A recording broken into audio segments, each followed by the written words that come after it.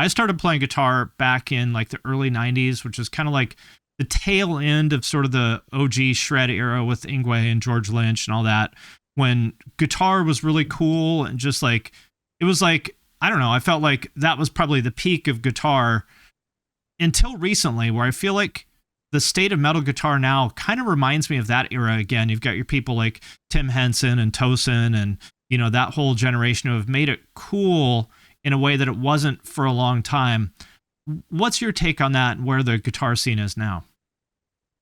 I think this is the coolest time to be a guitar player that I have experienced in my guitar career. Like, I was not around for, the glory days of the 80s shredding, So for me now, I started playing guitar in the 2000s and, now in 2023, this is the coolest time. Guitar has never been cooler and there has Mm-hmm. not been more innovation happening, the Polyphia guys, Jason Richardson, Yep. Pliny, Tosin, like these incredible new generation of guitar players, Yvette Young with this Mm-hmm. wild two-hand technique that she's doing, like, it's just such an exciting time to play guitar right now. Like, and I get excited looking at other people doing stuff, like, and Josh will look at these guitar players and he's like, "Why don't you do anything like that?" I'm like, "I don't know, I gotta learn."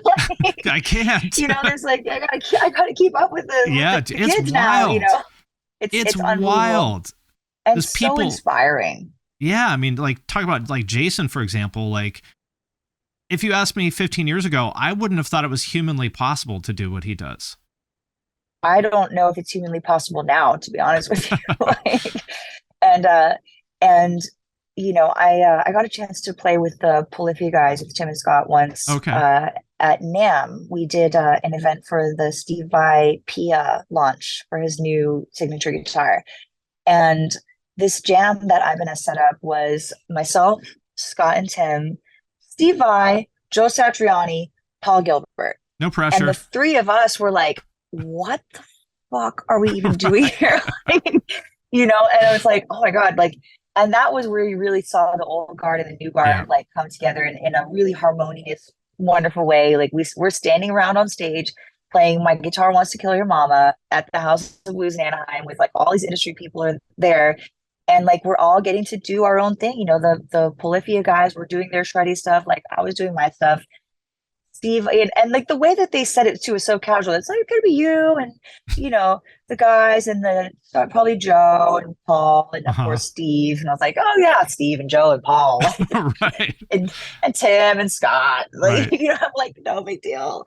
Um, but that was a situation where the old guard could have come in and hazed the new kids. Like they are the jam gods. They could play circles around anything that we, us youngins Yeah. would be doing in there. And like they were so gracious and they traded solos with us so effortlessly. Like they listened to what we were doing and call and response back to us. And like that's what it's all about. There's like this beautiful mutual respect in the guitar Yeah. community between all the different styles. And the only people arguing about it are in the comment section. Yeah. That's it. We're not The doing it in artists person. themselves are not like that, Yes. which is cool to see because, I mean, as much as, you know, the younger generation are definitely pushing things forward in a technical level, I think that the older people have something to add in terms of, I guess, just like musicality, I guess I would say. They've got a sense of like melody and sort of maybe a little bit more restraint and stuff that I think is important as well. So, I don't think one is better than the other. I think it's just, like you said, learning and growing, between generations.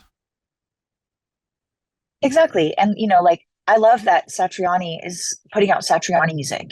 He's not Hmm. going like, oh, I better do what's trendy now, do this Right. sort of like lo-fi beat mixed with you like Joe Right. Satriani is still putting out amazing Joe Satriani music. And Steve Vai is still putting out amazing Steve Vai music. And like everybody is coexisting and moving forward together in the perfect harmonious way. And I think that is so healthy that nobody's competing with anybody. Everybody's just a rising tide lifts all boats, and we're all just rising the guitar community together. And I think, like you said before, it being a better time than ever to be a guitarist, I think it's easier. It's still not easy, but it's easier, I think, to make a living as a guitarist now than ever. Like you can make a great living without even leaving your house now as a guitarist.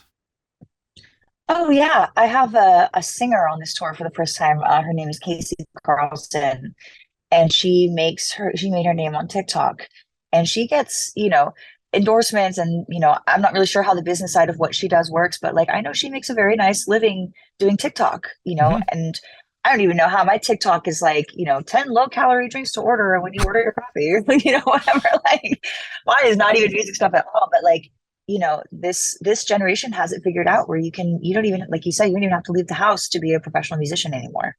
Yeah, which I think is awesome. I mean, I know there's some people who are, I guess I would just say a little bit butthurt about that, some of the older guard, and I understand that. But, I think it's a much smarter attitude to like say, well, what can I learn from that than be angry that someone else figured out something that you didn't. 100%. I couldn't agree with you more. I think that anybody that gets butthurt about the way someone else is having success in their career is just mad that they didn't think about it first.